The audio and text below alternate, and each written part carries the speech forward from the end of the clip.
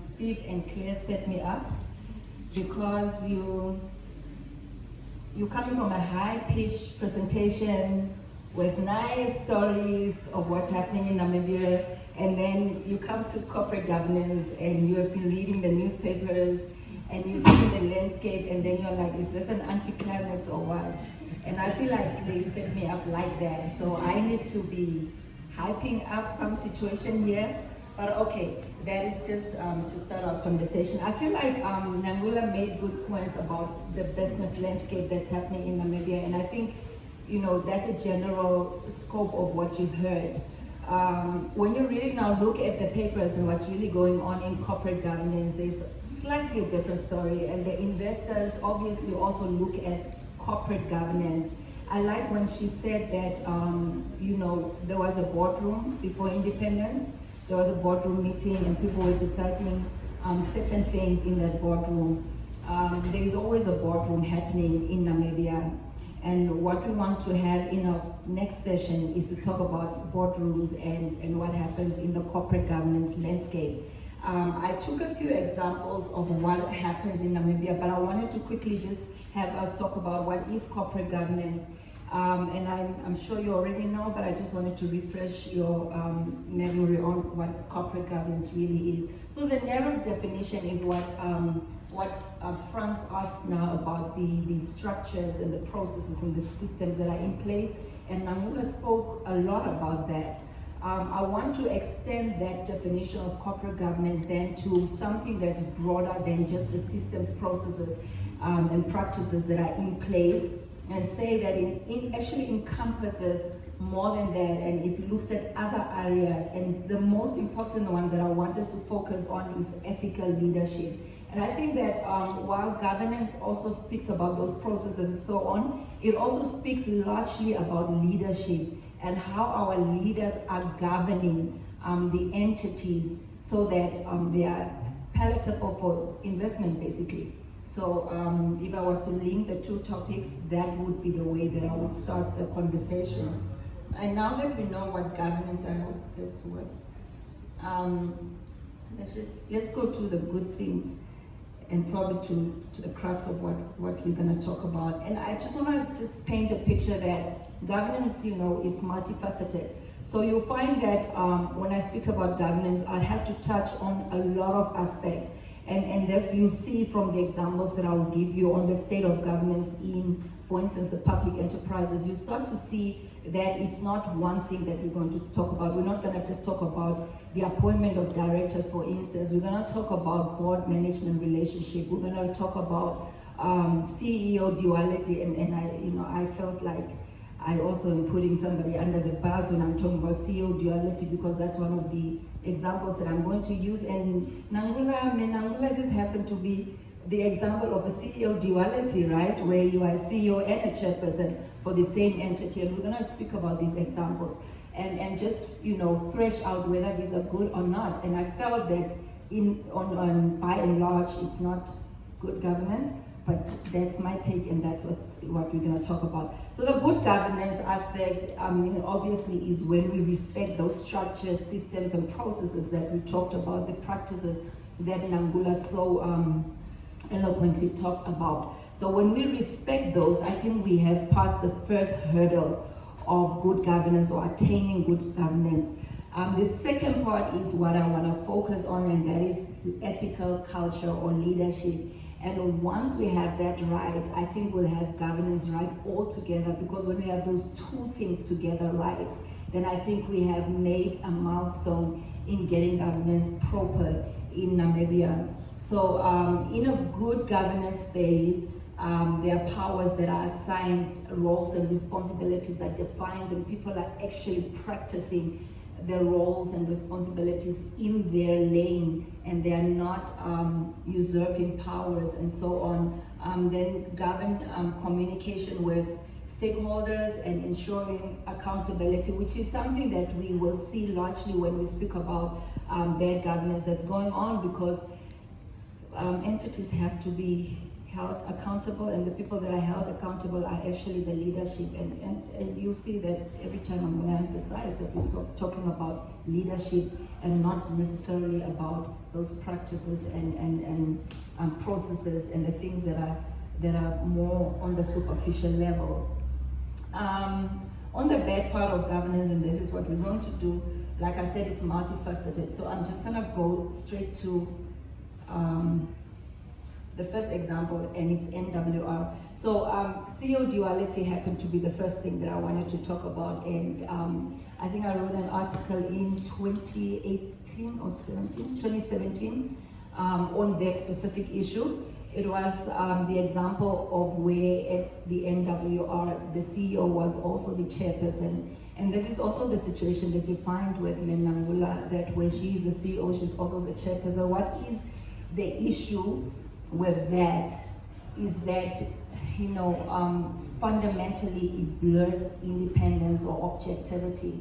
And when you have a director who is also a CEO, or a CEO who is also a chairperson, I mean, first of all, independence is just the biggest issue. We can never look past that, because he's the same person who would have to report to the board. He's the same person who's going to also play the referee and is going to lead the board and so on. So that aspect we cannot overemphasize.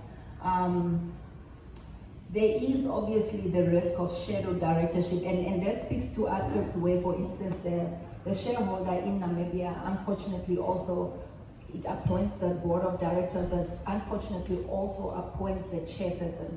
So in good corporate governance practices, the shareholder appoints the board, and then the board then appoints its own chairperson. But it doesn't work like that here in Namibia, especially not in the public space. So when that happens, there is a risk of shadow directorship. So when I have appointed you as the director, then I'm able to speak into your ear from the back, and I can tell you the agenda that you should push, and I can tell you what should happen in the boardroom. And so as a shadow director, I'm usurping the director position, and what happens is that I'm acting as a director from the outside. So both of us are now liable in terms of our fiduciary standing towards the entity. Because when you find out later, we'll speak about being a fiduciary towards, you know, an organization, that trust relationship is broken because of this shadow relationship that happens. And obviously, again, there's a breakdown in independence and objectivity that can be practiced by the chairperson. I think I've overemphasized the point on objectivity. So when we separate the roles and what's good about that, and I think I'm talking about the state of governance, but I also thought that it'd be good to also just look at how can we get out of a position where it looks bad, but what can we do about these bad situations? How can we correct them? We can do a role separation. I think, and this appointment, for instance, if I'm looking at it, is the later one, the one of the Menangula. This body just came in. It's in swing for the past 3 or so years, and it's a recent development. So I think even in recent times, we have not got the public entities, you know, the ministry that has oversight over governance of public entities to change their way or their mind on duality, CEO duality. And I wrote about that, and it was about the NWR, and that's a public entity, and that I wrote in 2017, and yet no one latches on to the bigger agenda and the evolution of corporate governance and just the tenets of good corporate governance. And so in a role separation, you'll find that, you know, it ensures checks and balances. When you speak about checks and balances, you speak about, I'm a lawyer first of all, so you speak about separation of, you know, power, and no one is fettering the discretion of the other, no one is stepping over the role that you're not supposed to. So there's a clear checks and balances that are happening, especially from the appointing authority, which is the shareholder. And then it allows interrogation and it encourages debate at board meetings. So when you have the guy who's reporting is also the guy who has to lead the board, it's difficult to have the interrogation, isn't it? Who's going to ask the questions? The board, yes, but ultimately the leadership rests with the chairperson. So how is that conversation going to look like in a boardroom? So a role separation is important to encourage that kind of culture. Well, It also helps the chairperson to maintain the long-term perspective and spur synergy in the CEO, in that the CEO will now focus on running the business. He's not overly charged with duties.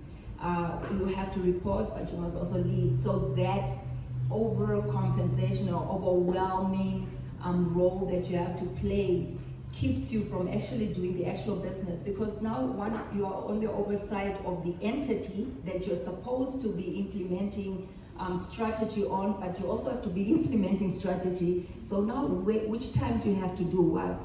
And that's the CEO, the issues that come with CEO duality. There are so many issues that we can talk about, or the goods that we can talk about with role separation. But I feel like because I was set up and there was a hyped up conversation and time was flying, it's already 8 o'clock, I think, and we sort of have to get moving with this, just so that you get a sense of what we're talking about. I feel, yes, sir. I don't know whether we are bound to wait for you to finish, or we can talk at a particular slide. So I feel I've taken different topics. So like I said, it's multifaceted. So I took the CEO duality, and then I took something about board management relationship, and I think I talked about succession planning, different examples in public entities. So when I speak on duality and I'm done with that, I'm happy for you to pose questions, okay? So just keep your question in mind, and then we can come back to you. So just to finalize the point on role separation and just different type of directors, it's important for the maintenance of independence, objectivity, and impartiality that there should be classes of directors, and that there should be a separation between the chairperson and the CEO, and I cannot overemphasize that. I will leave the slides with Steve, and Steve can, with his group, allow whoever wants this to have access to it. Then we come to the example. Oh, before I go there, please, sir. Yeah, it's okay. I think I have a voice. Okay. I just want us to go to that big one. The back one, this one. This one. This one. Where we were talking about ethical culture. This one. Okay.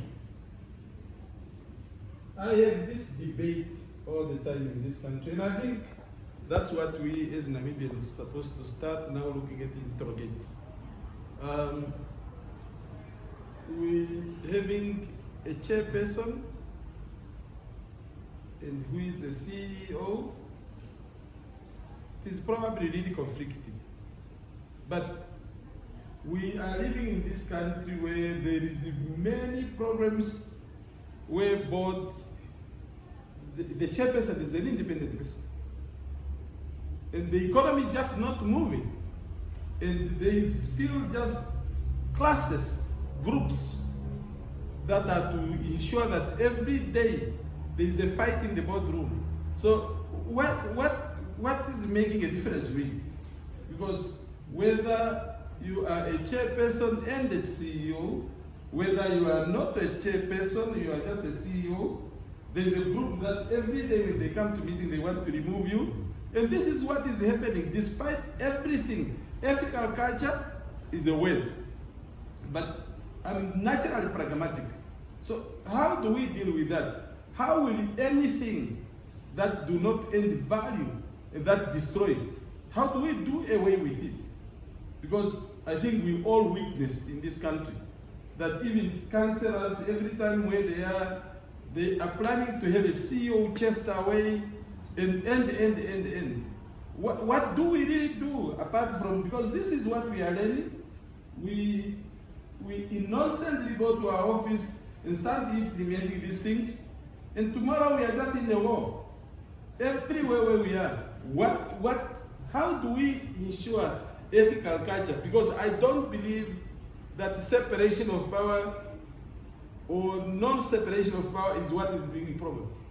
What is bringing problem in our view is unethical behavior. Right, so I like how you look at it, but I would like us to look at it a different way as well. Your question is valid and your concern is valid, but like I said before, governance is multifaceted, and you've just looked at one area. solving that one area doesn't solve the rest of governance, and it also doesn't ensure that solving the one area of separation of roles is going to ensure that entities are going to be profitable or something. So there is that one area, and I've spoken about that, and I've also proposed how we can correct that area. Whether you are bold enough to go to your entity and implement some of what I'm talking about, that is up to us, right? And how we're going to change and challenge the status quo, that is also up to us. What I'm doing and what I've done in my own right, and I represent the Namibia Institute of Corporate Governance, besides what we're doing in that space of corporate governance, trying to advocate good corporate governance, trying to train entities and boards to practice good governance. And obviously, we can teach all the, you can see there's two aspects there. We can teach you how to put up good structures and systems and processes and how to do good practices. But if you don't have good ethical culture, it still falls back to nullity. So two things need to work together for us to get to a different level of corporate governance. I think that I've mentioned that as the opening remark. So there are aspects that you've touched on, which I'm gonna speak about later. And that is the aspect of board management relationship. I think that that's really a huge issue in Namibia. And it's also currently typified in what is happening currently. And it's unfortunate that it is happening, and it happens because of certain factors, and I'm going to mention them. But if you'll allow me, maybe I'll actually go to that just so that we can have that conversation while you are hot on that. So I've written a piece again on the NAMCOR issue. And NAMCOR has, and I'm not going to discuss NAMCOR because it's sub judice, it's under this investigation, and part of it is a consideration for the court. So I'm not gonna go into it, right? But what I'm gonna do is to just talk about board management relationship that is dysfunctional generally. And I think this conversation, once you have that general conversation, it should be able to solve some of the issues that we see in the boardroom. You will see that this is already the culture, us versus them. And from your question, I can pick that up. You're talking about a CEO that already people want to get rid of a CEO, all right? There's already that culture of us versus them. And that culture is really entrenched by mutual distrust between the parties. So when the CEO and the board don't trust each other, there is resentment or there is division, and this is what happens when those characteristics are in play. So signs of a defective board management relationship, you've mentioned one of them, and that speaks to actually personalities and so on. Once you have a board that is staff-friendly, in other words, the board is too friendly with the staff members, and outside of board meetings, they have little meetings with staff members, or they are so friendly with the staff members that they forget their oversight relationship with the members, then you sort of start to blur the lines between that authority that exists and that oversight role that the board needs to play over the entity. And so that relationship, even though I think that the board should be cordial, that arm's length relationship should be encouraged. So this is probably a conversation that we should have on the mountaintop, but for now, this is a conversation that we have in this room, and somebody from this room can take it to their boardroom, and then we can accentuate good governance practices. Then out of control management, it's a situation where management just feels that they're not going to share enough information with the board, or they're going to be selective about the type of information that they share with the board, or they just decide that they're going to have a certain attitude towards the board. And this is what happens. It's not only the board that's antagonistic generally, it can also be management. And it can be either way. But the question is, what is the situation in a given specific situation, and how can we get into that boardroom and resolve that situation? And I think we have to look at it on a case-by-case basis. Yeah, we've used the NAMCOR and the NASFAV examples, which I've used in my writing in 2018 May, and now it has spurred up again, it's come up again, and we're using that same example to say, is that a relationship that we can cure? And we have to look at all sides of the coin to do that. Sometimes the CEO is the dominating factor. The CEO dominates the board. The board appoints the CEO and then they go to sleep. So the CEO believes, okay, if you're not going to run this company, I'm going to run it for you. So in a position where or in a place where the board becomes too pliant or too too lax in their work, then the CEO is bound to take over and to dominate the boardroom. And then the converse also happens where the board micromanages, and it's again that issue of delineation of the roles and responsibilities between the parties, and to understanding those roles and responsibilities. So when the board gets to a place where they don't understand their oversight responsibility and starts to not just have a cordial relationship or cozy relationship with management, but gets to a place where they want to get into the operations of the entity, then you have an issue. Because now you're no longer trusting the CEO and the executive that you have appointed to run the entity on a daily basis. You want to step in and make sure that you are running it from the outside. And obviously there's going to be clash of power, and there's going to be just clash in views and so on, and it's going to cause a sour relationship. Lack of respect and lack of trust, let me just put them together. If there's no respect between people, certainly that relationship is caused where there's sour relationship and the division between board and management. And that lack of trust, going back again to role and responsibility, and just talking about, if I've appointed you, then I should trust that you're competent enough to carry out your responsibility, and I should leave you to be able to do that. At the same time, if the board is appointed by the shareholders, certainly they have the capabilities to be a board of directors, and the management should have that type of trust in them that they're able to have good oversight over an entity, and that trust should be mutual in order for that relationship to work. So it's not always that this relationship works. So when you have the opposite of everything that I've mentioned, this relationship gets sour, and whatever we are seeing in the papers today, that becomes the story in the corporate governance landscape. And what I believe happens is that when the relationship becomes convoluted and becomes divided, or there are factions, what happens is that it detracts from the bigger picture. So now we're looking at fighting personalities rather than focusing on the bigger primary purpose upon which the relationship is built.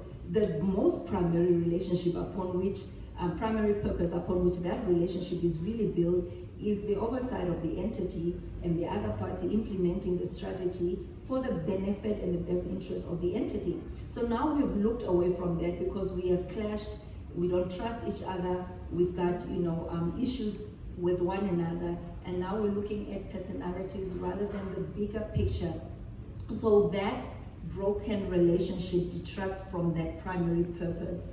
And then I believe that Nangula was talking about the oil and gas, and if you're now going to take the example of NAMCO, you can imagine that where is that oil and gas conversation going to go, because the investors are interested in coming to invest in that, but where is the conversation actually going to lead to with what is happening at the moment? And that's a real question to ask, right?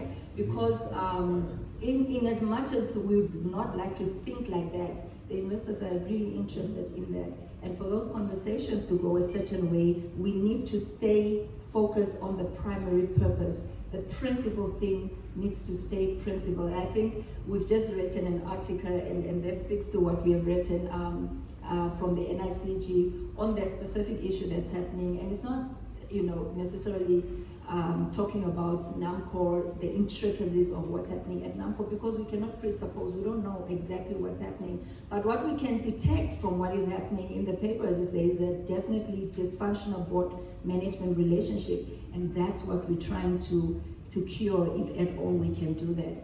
Now, that type of relationship again demoralizes ethical leadership. I think we've been talking about ethical leadership, and you can only be ethical to that extent, right? But when things like this happen, it undermines ethical leadership. It just puts it to question. We don't even know how ethical people are anymore. And the cornerstone of governance, is ethical leadership. You can have all those beautiful practices and tick box systems and practices that you have in place, but if the leadership is unethical, we will break those processes down and we'll break those systems down with our leadership that's dwindling as well. So that demoralizes ethical leadership. And then I think what cardinally happens is that you dissuade able and prospective leaders from coming into leadership positions, because when people look at this saga, they're thinking, is it even worth it? And a few people actually wrote to me and they said, oh nice, I think I posted something saying boardroom dancing, which I sometimes do. And somebody said, nice to dance there, but very dangerous too. And I don't want to be dancing in that space anymore. And so you have good quality people that could come to rescue entities and build up the nation through entities. But because of what's happening in the landscape of corporate governance, unfortunately, we dissuade people from joining leadership positions. And what a sad thing, what a tragedy. Because what are we doing about the legacy of the country in terms of leadership, right? We're dissuading people who can potentially make a great impact in Namibia from taking up those positions. And then we also create a lacuna in the overall governance ecosystem. So now we're not just talking about the boardroom itself, now we're talking about the organization, we're talking about how the ethos is around the organization, how people are responding as employees. Certainly some people are now scared to even conduct themselves a certain way. They are scared to show up a certain way. Their relationship is, the confidence that there is taken away. And so many things are happening within just the relationship within the entity itself. And then the bigger part of that, and there are so many other things that we can talk about, is that this crisis that we have created brings our organizations into disrepute. Again, investors, that whole conversation, what now? They're going to read the papers and it's on the internet, and anyone in this whole world can read, and a potential investor can then ask themselves the question, do I want to associate myself with what is happening in the governance landscape? And to answer that question, I mean, I've spoken to people on a holiday in the UK. I had a meeting. I mean, it's a holiday, but people still want to make it business, so you have to join the team when you have to. So now you have the conversation where a potential investor wants to just ask about the landscape of governance in Namibia, because they're interested, right? But the question is not just how is that system happening and how is that working, it's how is governance really working in Namibia? And you have spoken about bureaucracy in terms of administration. That's a part of governance as well. So that aspect of probably, setting up business in Namibia, ease of doing business and all of that, that's one conversation. The other conversation is, are these entities where we are trying to invest, are they being led well? If they are not, why are we even going to try and invest? So these are the questions that are real to investors and to people that have interest in governance in Namibia. How can we resolve this issue, you asked, and maybe we should all think about more ways than what we are proposing. We can have that, discussion about, a clear discussion about the roles and responsibilities, because I think it's just a common cause that when you have two people in a relationship, and I'm talking just a general relationship, right? You can also imagine any other relationship, but when you have two people, it's two different minds. And when roles are not clear to people and responsibilities are not clear, there's always going to be overlap in what they do, and they're always going to clash. And to avoid that situation in the boardroom, we should have a conversation. And today I actually conducted a training for one of the government entities. And the question the board asked me afterwards is, I had a session just with the board after we had the training. Management was asked to leave, and then I had a session just with the board. So the question that the chairperson asked me is, why is this meeting not just for the board? Why is management invited to this meeting? So already that question is the them and us situation that we talked about. But then I had to it was understood that it's important for both parties to understand this relationship that we are cultivating, because once we understand that relationship, it's easier for us to perform our tasks without usurping power, without stepping on toes, and without creating a scenario that is unpalatable for either of the parties.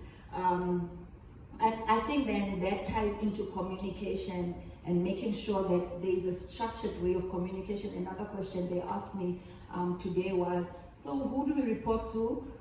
Who should we be speaking to? Should we speak to line manager? Should we speak, line minister? Should we speak to Ministry of Public Enterprises and so on? So that question of communication is ever present in a room, right? If you don't have clear communication, again, that relationship is distorted and people don't know who should speak to who. CEO should speak to chairperson, for instance, and the chairperson to the board, or should the CEO actually be speaking to one board member that likes him or her, and then that board member should carry the agenda? Who should we speak to and how should we speak to? Can we get the structures properly in an organization so that we can avoid a situation that we are facing, for instance, in the moment?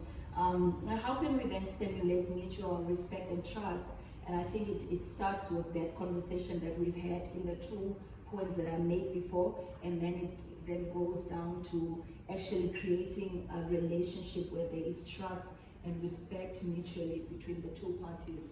And that brings me to the end of the conversation on that board management relationship. If there's any question or comment, I can take that now. Can I say something? Yes, Claire. Can you hear me? I'm right here. This goes back a long way. I grew up in the last century and was educated when we still had civics as a subject at school, and we learned how democracy worked and what a constitution was. And I have this conversation often with Steve. I think today in this country we are so few people, and the same 5 people sit on all the boards, and I think they think this is a reward, not a job. So they have no clue that they are supposed to be doing something constructive. I'm on the board, I collect my board fee, look at me on my CV. So again, we come back to education, education, education, but not starting with those people who are already on the board, starting down with you guys. You need to know what it entails, and again, I'm not cross-purpose, not I'm on the board and I'm the CEO, and no, you get what I'm saying. But I think that's the basis. I'm not. Okay, so maybe we're talking about, I get your point, and we're talking about overboarding. That's what the term is called. It is called that. It's called overboarding. Overboarding is when you're sitting on too many boards, you're not even able to give any How many of them. is many? No, that depends. It's a meritorious conversation that we should have. I couldn't ever say to a retired man like Steve that he can't serve on 5 boards. Why? Because he's got ample time to do that. But I can talk to a person who's in a full-time employment, and I can say, are you able to carry out your responsibilities properly when you sit on 5 boards as an employed person? And so that question really comes, it's an introspective thing. Can I serve on 5 boards? Why am I even applying on the 5th board when I couldn't even give contribution to the 4th board that I serve on, right? So these are the ethical questions that we're talking about, and overboarding is really important to talk about. And I haven't prepared my slides for that, but it's something that's on my heart, and I've written about it also in one of my newspaper articles. And it's important that we have that conversation that not all the same people who should sit in all boards, number one. And also, I'll give you a chance, and also, one person shouldn't serve on all the boards just because it sounds lucrative. Now, the thing that will help you understand your fiduciary relationship is perhaps this case that I want to talk about next, and that what you're asking leads me exactly to the AVET case, and I'm going to pause there and allow Johannes to ask or make a remark. Yeah, doesn't matter. Okay. I really need this. Thank you, Vincia. Before I started to be a consultant in the compliance space, I was for years occupied in academic research, and so to me it was always the why, the important question. Why are people doing this or that, like good behavior or bad behavior? And I think I can agree with most what you have showed us, what you have exemplified. But in general, I think it's a little bit of chicken and the egg problem. So if you bring in, if you're looking for ethical leadership, it sounds great, it is great, but if you bring an ethical person into a polluted environment, they will stumble, they will fall, and nothing will change.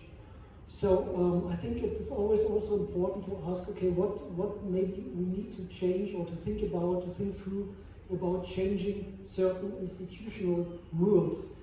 Yeah, how can we steer, or how can we like use institutional engineering with also the matter of science to get things better.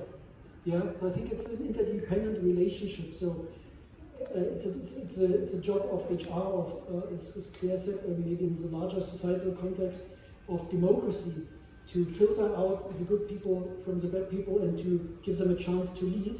But then we also need to see, okay, what kind of rules do we have to adjust to get to better results. And I think maybe one more comment and then a question to you, which is maybe academic also. So I think we have to think about, okay, like how do we institutionalize power in society and also in boards, and how do we give incentives?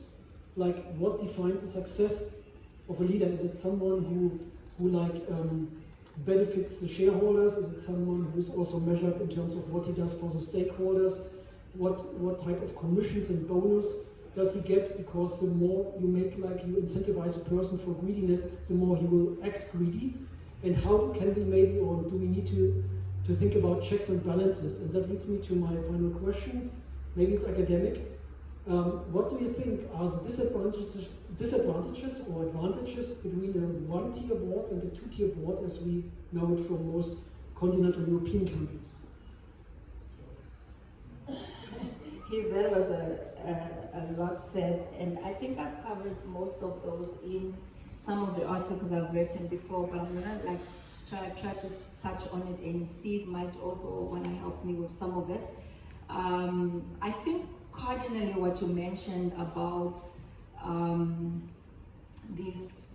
the relationship is what the gentleman referred me back to in the beginning, that codependency between structure, systems, practices, and then leadership. You cannot have one without the other. They are definitely codependent, and definitely we can't overemphasize it. I think I started my conversation with it because I felt that was a key element of good governance. And once you have that right, I think, and you've mentioned some HR issues about compensation, board compensation. That's also an issue that Emily written upon, and a conversation that definitely should be had.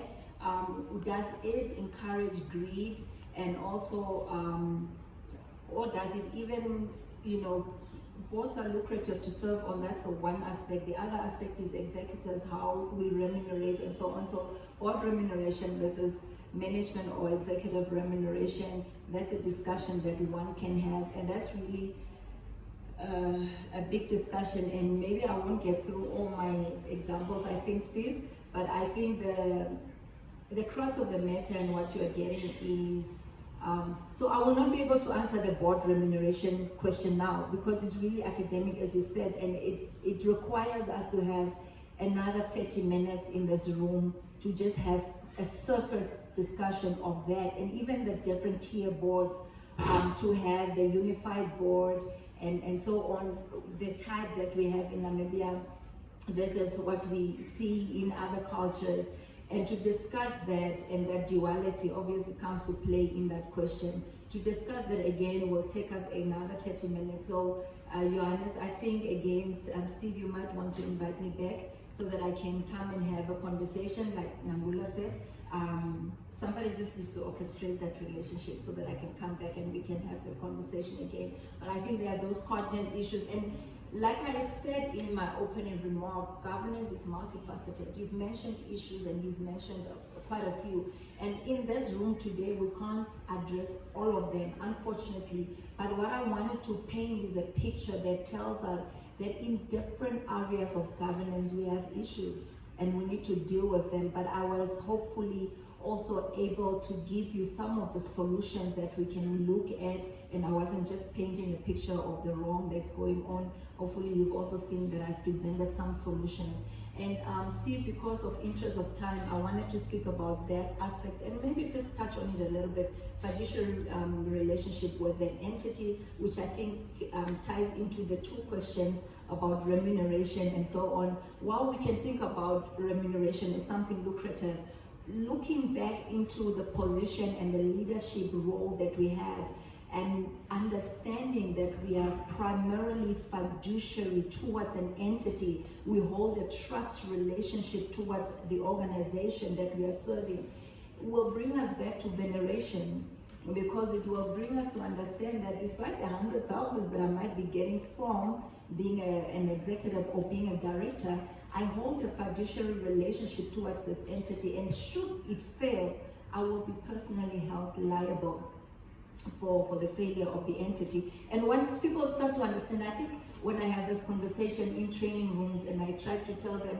it's good and well to be a director, and I encourage you to be one, but also just remember at the back of your mind, you're not here because of the money primarily. You're here for the primary purpose that we talked about earlier. You're here for the best interest of the entity, and hopefully the best interest that we serve here gets to serve the better interest of Namibia. So looking at the bigger picture is what I'm trying to encourage. So I can't speak about the concept of fiduciary and how directors are responsibility and what are the duties of directors, and how the AVET case has presented a situation in Namibia and has also caused like legal discourse on the aspects of the duties of directors. And we can look at that also, and I think maybe on another day, because I feel like I might have gone over time. I don't have a phone or a watch here, so if you can help me with time. See, it's 8:37. So maybe let's just have a quick 5 minutes of just interaction in the interest of time. And also again, if you want us to have more of this conversation, maybe I should be asked to come back, and I'm willing to come back. And maybe I come earlier this time because my life is a little bit more organized on that day, and maybe we can start the conversation earlier, and I can add better value. Okay? Yeah, definitely we will continue this conversation. So we'll start with my name. Yeah. So there was this question then.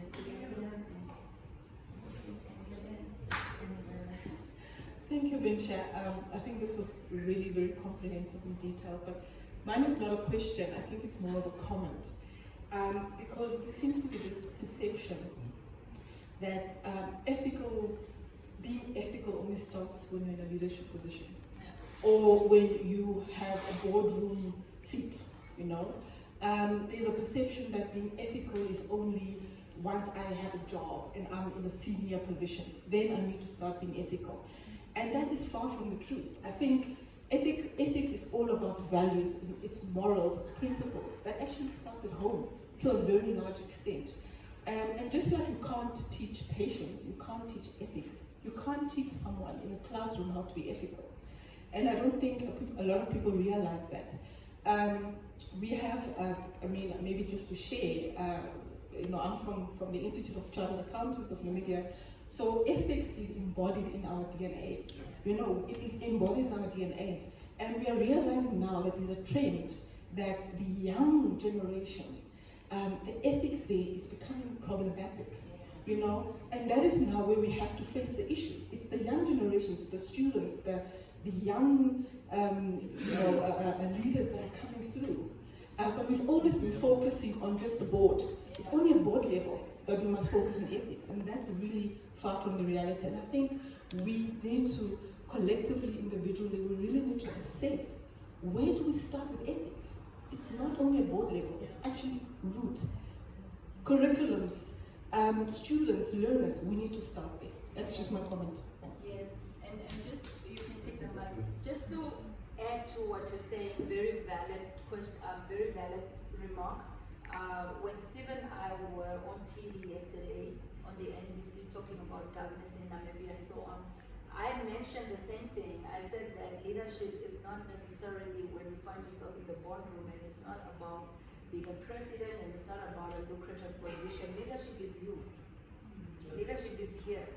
If I can't lead me, I can't lead my household. And if I can't lead my household, certainly I can't lead a company. And if I can't lead a company, I cannot lead a country. And once you have that perception about leadership, and then ethics and everything else then comes to play from that perspective rather than on a larger scale. Am I audible? Good evening, everyone. My name is Vernon Naole. I'm working at Gray. Unfortunately, I couldn't attend the wonderful conference that you held last week. I just want to congratulate you, Steve, on that. So my question is just on the NAM code. So I think most of the issues pertaining governance in Namibia stem from the fact that we don't have a binding governance code. While there are many other sort of legislative sort of frameworks, such as the Companies Act and so on, which does provide for the rights and duties of directors, fiduciary duties, etc. I just wanted to gauge your thoughts on the NAM code and whether there is room for a binding code and what the conversations are around that. Thank you. Okay, thank you for that question. I think it's a conversation that's becoming even more and more, trending these days, and it was a conversation we sort of touched on at the conference. It's a pity we missed the conference. Next year, perhaps. So, to answer that question, you are basically asking me, if I put on the lawyer hat, that should we legislate governance? So governance was not just systems and structures and practices, right? It was also ethical leadership, as we discussed tonight. Should we legislate some of the aspects of governance? Perhaps yes, and it is done in the Companies Act. If you check section 260 through 259, I think it is, you should be able to see some of the aspects that speak to directors, and then it speaks to fiduciary relationship and the fiduciary duties and accountability in that space. I think that is sort of a nudge, and I've mentioned it in our conversations with Steve, that is a nudge to sort of to behave in an ethical way, because if I don't do the front part, the back end of it is that I'm going to carry accountability in terms of the act and so on. There are aspects that can be regulated or that can be legislated, and I think a large part of it is done in the space of the public entities. PEGA has legislated most of NAMCO, by the way, and so it is legislated. Is it the question of whether we should legislate, or is it that we should change our practices? And that comes back to the question or the remarks that were made by Johannes on and her, that we want to have a conversation bigger than regulating behavior. We want to get back to the grassroots of, should we even be doing certain things, how can we do them better? And that's the question. So yes, certain aspects are already legislated. I wouldn't push for the overall binding code, because I also believe, besides what I have said, that these codes have become common law, first of all, and the courts refer to them as the yardsticks and the standards when they are adjudicating on, for instance, directors and responsibilities, duties, and so on of directors. And so the AVET case, for instance, is now president. Weak as it might be the punishment, but the president has been set in common law. So the principles and the practices of corporate governance are underpinned by common law in a sense. So you have to cover the legislative aspect of it. And then the checks and balances that it engenders in an organization, it engenders its different culture, and all of that sort of speaks to the legislative aspect of governance. I don't think we should really put in a hard and fast code. There are some questions. France and Rabin was first, by the way. Democracy. Thank you. Vincia, I've got a few questions.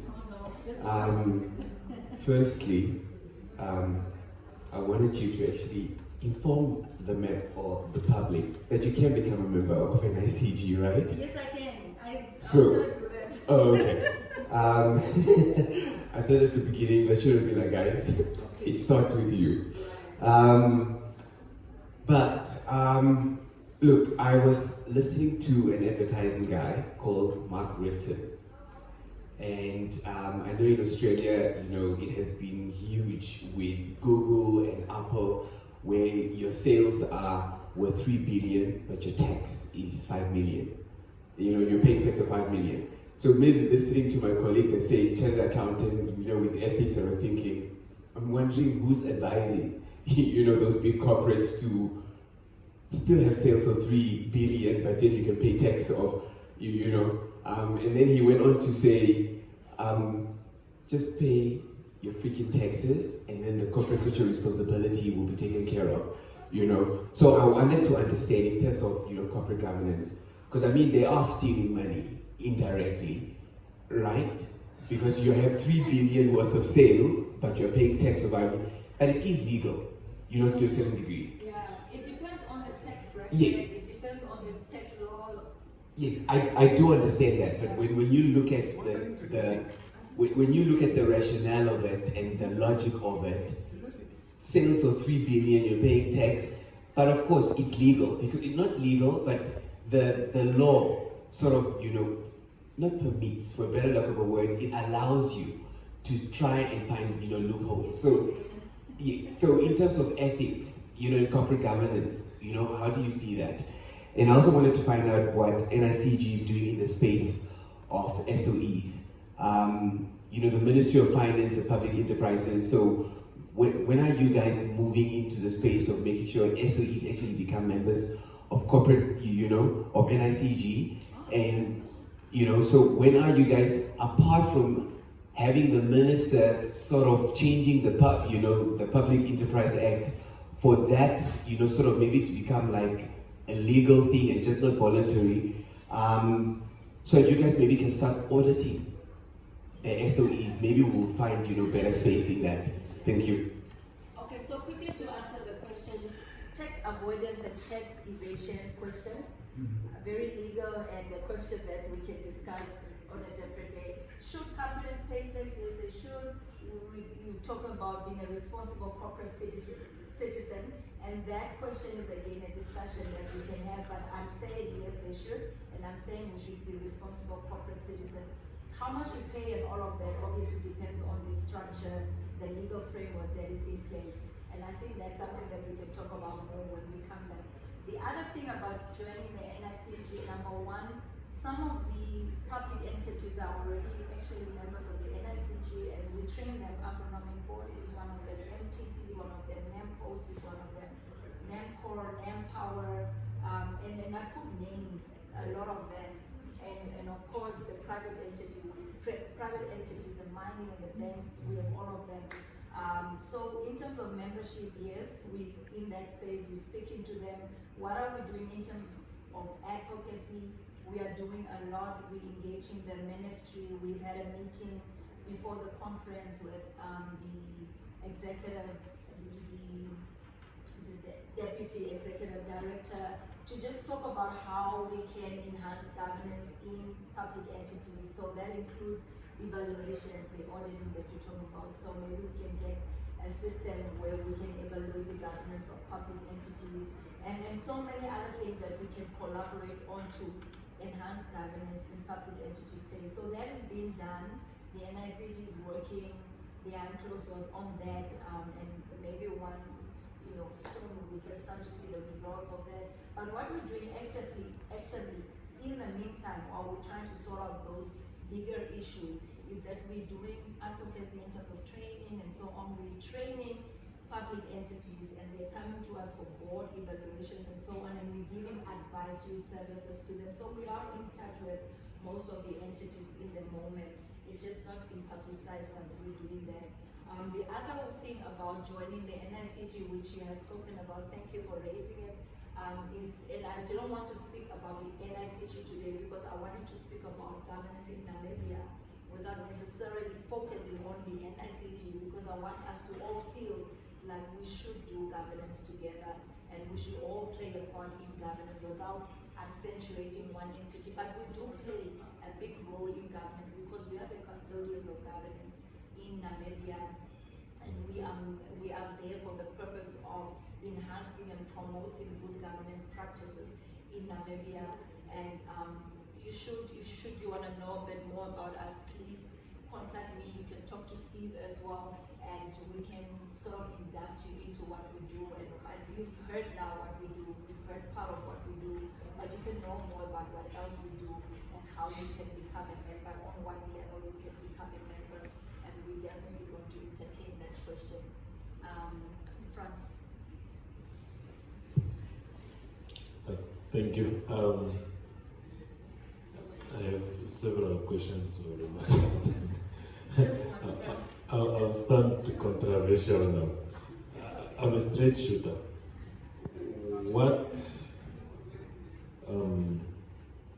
What are punitive measures that are really there for board members? Who holds them accountable? I understand Pega, I understand all the things, but let's look at the issue of SME Bank. The whole institution disappeared with no accounting at all.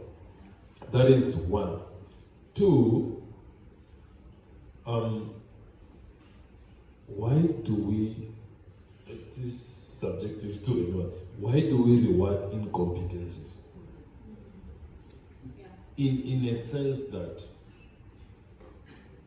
the guidance are clear and everything. Let's say, for example, the fiduciary duties of a board, they say that you are not supposed to meddle in operational issues, yet these things are happening and there's no action to it, which sets a precedence for another board to say, Vincia meddled in operational, nothing happened to her, we can still do the same.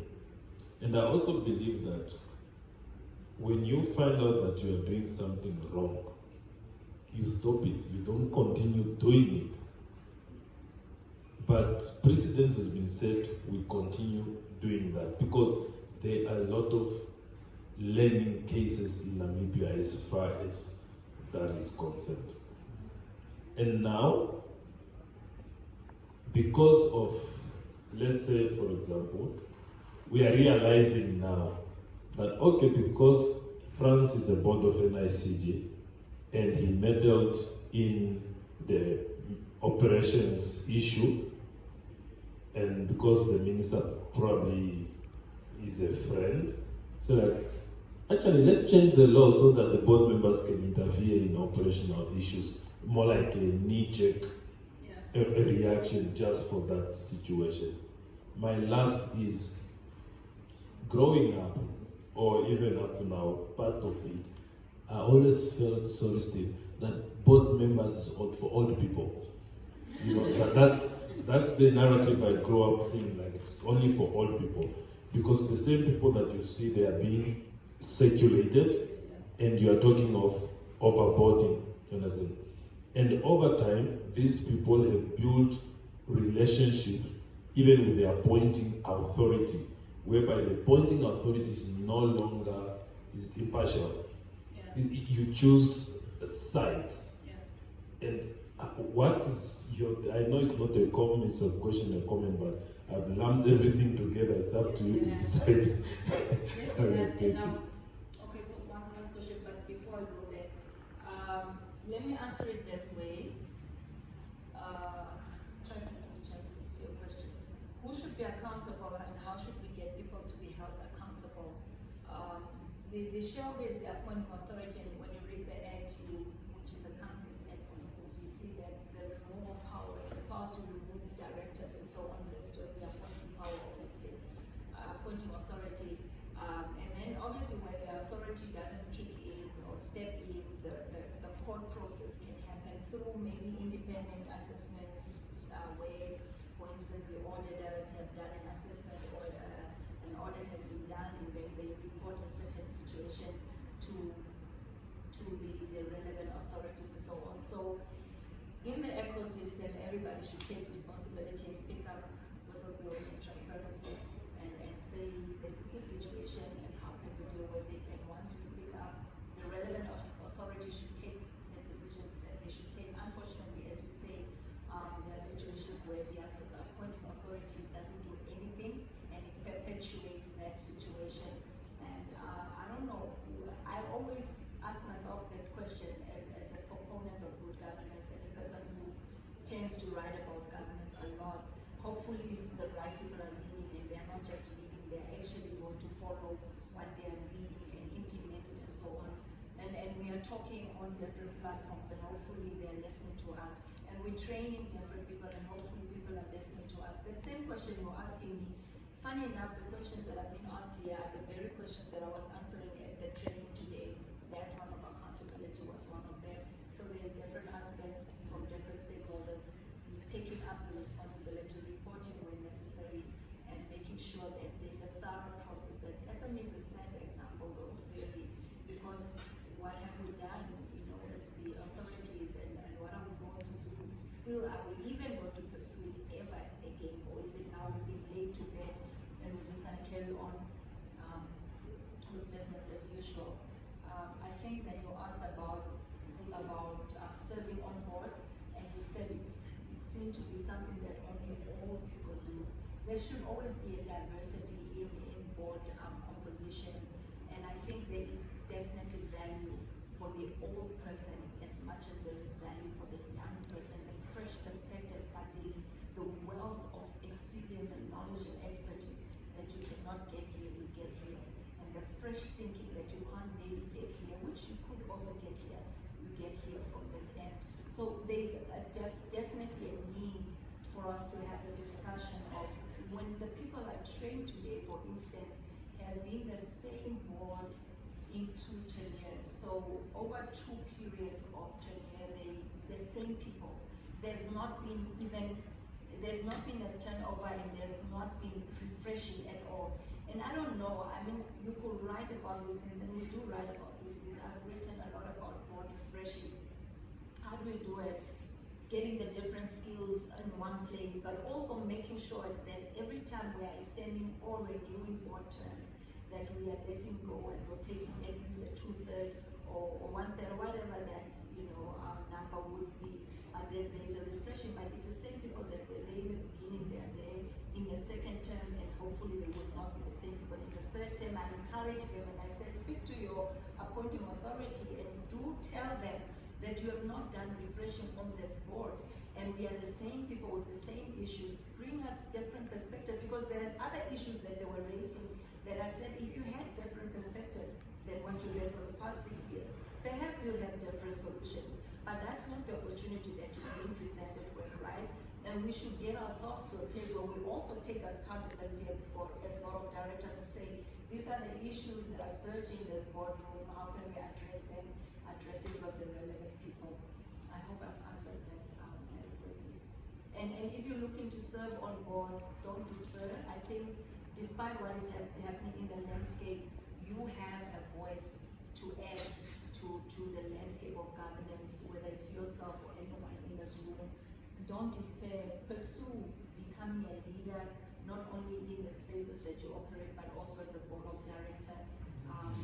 And continue to look for those opportunities. We are now talking with the ministry, the appointing authority, and we're trying to help them see that overboarding and board entrenchment is the other thing, where people stay in boards and they have never been removed. Board entrenchment and all those should be dealt with. So we'll be dealing with that, and we can continue to apply it here. And I think you said, we've had this conversation a lot, because of overboarding, how do people with something to add get onto a board selection committee? As you said, government started to advertise. Yes. But there are people out there with such value to add, how do they get into the stream of board selection? So that we avoid this overboarding and finds this new fresh thought. Yeah. And that's what we encourage, right? But there's 2 aspects to that. The one is that the people with those thoughts are sometimes not interested to serve public entities because of the issues that are going on in that space. And I've been on the panels that prospective directors for more positions at the public entity. And you'll find that the people that come to those interviews don't even they take for granted that SOEs or public entities are probably just government entities, and they can come with any quality without putting effort into even preparation for the interview. So there's all the aspects that come to play, but Steve and I are probably in a position to sort of encourage the ministry to get a process that works for inclusivity in terms of the younger, and how can we also not just advertise, but how can we headhunt, how can we look for the skills outside, and so on. So maybe there's some conversations that we can. My question is, NICG's job now to headhunt. Yes. And not in the fold. So we've actually been asked to do that. The last meeting with the Deputy ED, she said she would really like us to develop a list of sort of pre-approved directors. And so, by all means, give your names to Vincia, and we will build that list. And obviously, we need huge diversity in that list, so that we can put forward people of different perspectives, different ages, different genders, different experience, everything into that pool. We have built that list for our members already, and we're going to renew that list by beginning of May. Once we finish this financial year, end of April and May, when we start the new one, we then send out a request to all our members, and we ask them if you wanted to serve on a board and you want to be a part of that list of prospective directors, that we can share with people who ask us for it, entities who ask us for it, then please come on, give us your CV, give us your profiling and so on. And so we do that, and we have a list, but you're welcome to get on that list as well. Recently, I know Capricorn asked for that list, and I don't know, what we do is we can get the list and we can share it, but the process in terms of selection and how they go about in the specific organization is not up to us, but at least we can expose you to be looked at by entities. Rosemary, and I think that will be the end. Oh, so yeah, my question is probably just following up to what Karina was saying. I just want to ask, in your conversation that you're having with the ministry, are you guys also looking to somewhere coming to a point where we have certified directors? I think I was going through our LinkedIn page and I came across where all people, sorry, like Steve said, with the Institute of Directors in South Africa today was sitting for an exam where there is a certified director for you to become one. Because the one thing that we have noticed that I pick up, even when you're advertising a position for people to serve on directors, and then the people that actually end up on some of these public energy boards are people that on Air Namibia board, for a lack of a better word, but I have no clue what's going on in the aviation industry. And coupled with that, I have no clue what are my duty as a director. So I just want to ask whether in the conversation that you guys are having with the ministry, whether maybe that's also a step that the country actually need to move towards to. And then the final one that I just wanted to say, I had a conversation outside, I think with you, where I was saying that we have this thing of rotation of directors where I was at Air Namibia, we have failed, Air Namibia have folded, and then the same people are picked and then you go to serve on another director, on another board. Now on this other board where you are, it's almost 5 years that you're on this board. The company that where you are now, the SOE, you have not produced one annual report, you are getting government money, and yet you are, they are taking these sitting fees. So now I read somewhere in one of your slides where you said part of the fiduciary duties as you have to deliver. I'm sure they give you something to say as a director, this is what you need to do. Now for 5 years, if you have not even produced an annual report as a board, and yet you guys have been collecting director fees, retainer fees, what exactly are you showing to the public? What is that you have done? And I'm sure when they're done with that, they're going to be moved on to another SOE and the same will happen. So I just want to say I think somebody spoke about the punitive measure. What is it that they are doing to this director? Because it's like you're just moving from one board, you don't do anything, you collect the board fees, and then you move on to it's the same trend. Yeah, so maybe also to come up with maybe a blacklist where these directors have been to Namibia, they folded, this one is SME, they folded. Why are we still moving them on to other SOEs? So that's just what I wanted to ask. Yes, good question, but I would then like to put on my legal hat and say that when you do that, you are going to treat everybody in an unfair manner because you haven't done a study to assess whether it was share that caused this entity to fail.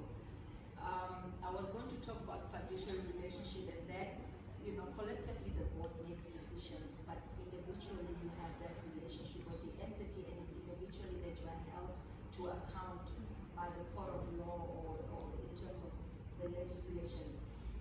So that question, if we have to blacklist, was to really be a thorough process of having done investigation and really saying it was because of nature that Namibia failed.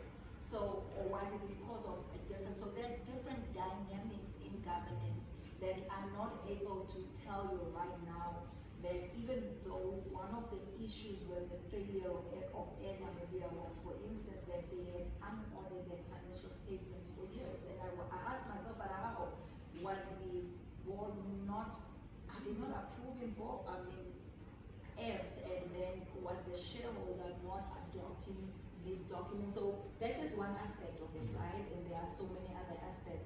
Going into that policing of boards and so on, you take it on a responsibility that probably is not ours at the moment. But we can obviously have a conversation with the appointing authority to say, how do you filter through the board and what's your process of board refreshing? What is the process of scrutinizing and assessing board members? And maybe one of the things, and again, that's a conversation I had earlier today, one of the things that need to happen is that we need to do thorough board evaluations. And that evaluation is not done just with the collective board, but individual directors, company secretary, and executives. So are we doing that and are we doing it right? And when we are doing that, is there reporting and what type of reporting is it that comes out of that exercise and what then do we do with those reports? So there's like a link of questions that we can ask, and that's a conversation that you need to actually investigate thoroughly without jumping to a conclusion. But that's a conversation that we should have with the ministry as well. So those are concerns that we should actually be raising with them. There was another aspect of certification that you raised. The NICG is working on that to do trainings for certification purposes, put directors for general public, but also for company secretary. So those are the two certifications that we're working on. Not sure when we're going to get to it, but as soon as we are capacitated and have the resources, we will definitely be doing that. And that's what we're looking forward to be doing. But we also have that conversation with the ministry to say that at least in the absence of certification, be a member of the NICG and go through some sort of trainings and so on, and maybe that can make you eligible to be the board of director. You can hear that the tone has gone from up to down, meaning I'm tired now, and I feel like the rest of the group is also tired, and maybe we should have another conversation like this when I'm more charged up and when all of you are also in good space and we're having more time. Thank you.